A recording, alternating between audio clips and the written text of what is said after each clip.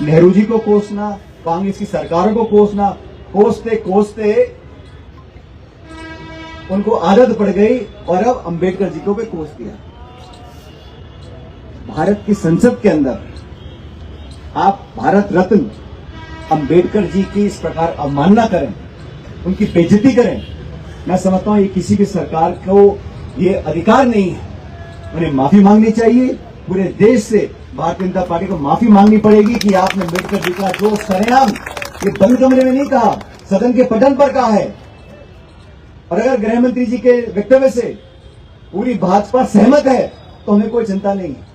लेकिन भारतीय जनता पार्टी में अगर एक भी ऐसा नेता है जिसे लगता है कि अंबेडकर जी ने भारत के संविधान को लिखा था, उनकी बेइज्जती, उनकी अवमानना नहीं होनी चाहिए थी, तो पूरी भाजपा को माफी मांगनी चाहिए इस प्रकार अंबेडकर साहब की जो बेइज्जती उन्होंने करी।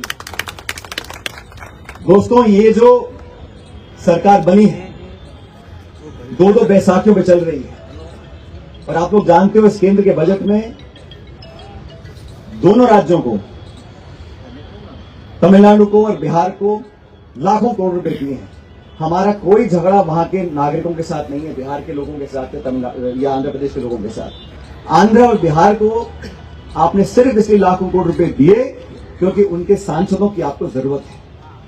राजस्थान में यहां लगातार बीजेपी जीतती रही, इस बार पटकनी खा गए और 11 सीटें बीजेपी हारी है। उसी की खुन्नस निकालने के लिए इन्होंने राजस्थान को कुछ नहीं दिया। कल प्रधानमंत्री यहां पर आए, बड़ी बड़ी बातें बोली, लेकिन राष्ट्रीय परियोजना इसको घोषित नहीं किया। और ये बात सच है, इस परियोजना के प्रति जो कुछ भी काम किया है, घोषणा किसी ने करी हो, लेकिन काम कांग्रेस की सरकार ने किया है। ये बात इतिहास में लिखी हुई है, इसको कोई बदल नहीं सकता।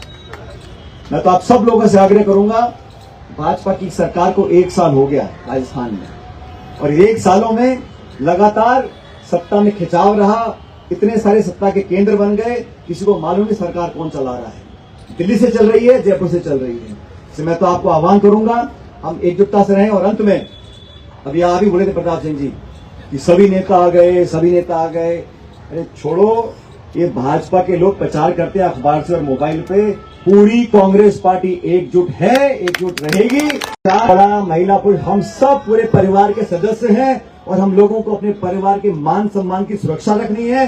राहुल गांधी जी के आदेश के अनुसार हम राजस्थान की सरकार को चैन से बैठने नहीं देंगे और 4 साल के बाद दोबारा कांग्रेस का शासन बनेगा। ये जिम्मेदारी हम सब लोगों की है, कोई बड़ा छोटा नहीं है। आज किसी पे पद है, किसी पे नहीं है, लेकिन हम सब इस कांग्रेस परिवार के सदस्य हैं। साथ में जिए हैं, साथ में लड़ेंगे और साथ में कांग्रेस का राज दोबारा लेकर आएंगे। लेकिन जरूरत पड़ेगी तो हम सबको सामने आके लड़ना पड़ेगा। ये संघर्ष का समय है। दिल्ली और जयपुर में हम लोग सोचें कि अपने आप चुनाव होंगे, अपने आप कार्यकर्ता नहीं, कार्यकर्ता हमको देखते हैं।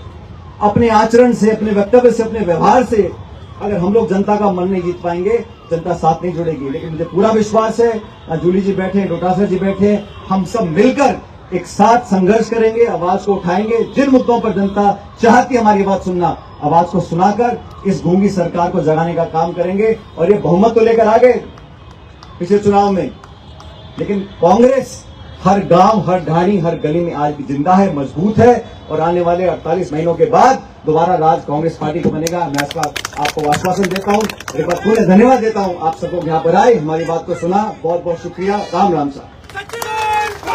जिंदाबाद।